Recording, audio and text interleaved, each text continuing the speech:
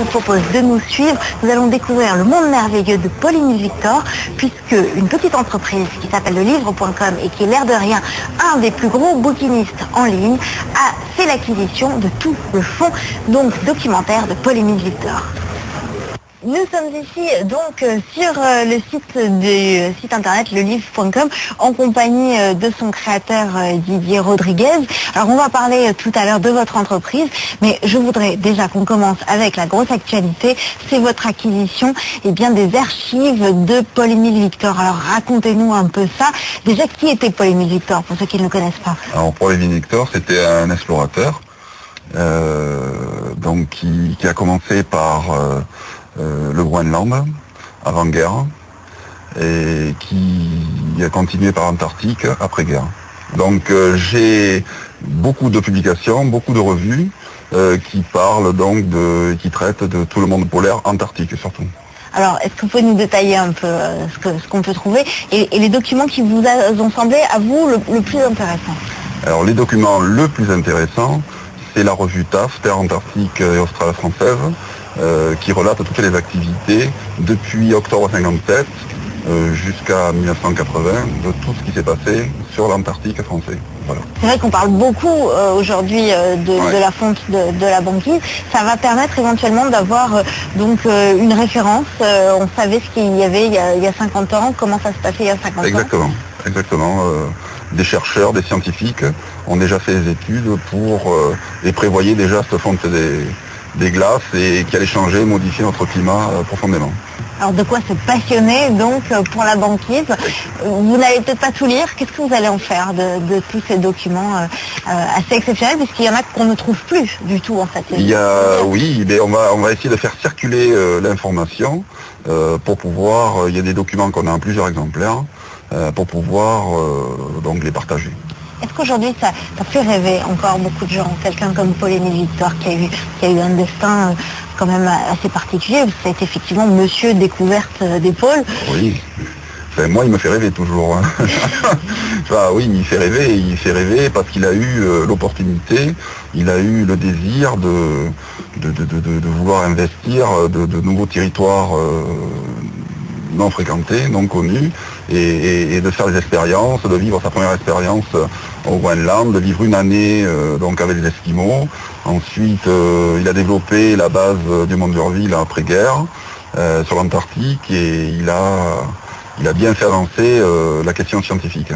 Alors nous sommes de retour sur le site lelivre.com. Alors, c'est quoi lelivre.com? C'est votre entreprise, c'est votre bébé, mais au-delà de ça, c'est un site internet. Qu'est-ce qu'on y trouve? Alors, on y trouve tout ce qui est livres, revues, du monde entier. On a plusieurs livres en langues différentes. Alors, plusieurs livres, vous avez même plus que ça. Vous avez 300, combien? On est à 375 000 références en ligne, qui représentent 500 000 livres en réalité, sur 1,5 million de livres qu'on a en stock. Ça paraît extraordinaire quand même de trouver ça dans l'entre-deux-mer.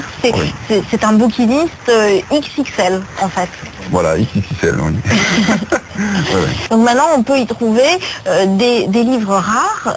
Par exemple, vous avez parfois même la bibliothèque municipale de Bordeaux qui vous demande est-ce que vous pouvez nous aider à trouver un livre en particulier. Mais on a aussi du livre de tous les jours.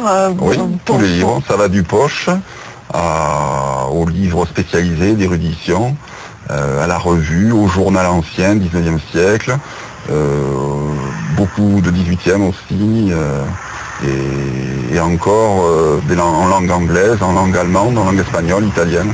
Enfin, tout ce qui peut être livre, tout ce qu'on peut avoir dans une maison où on achète le stock.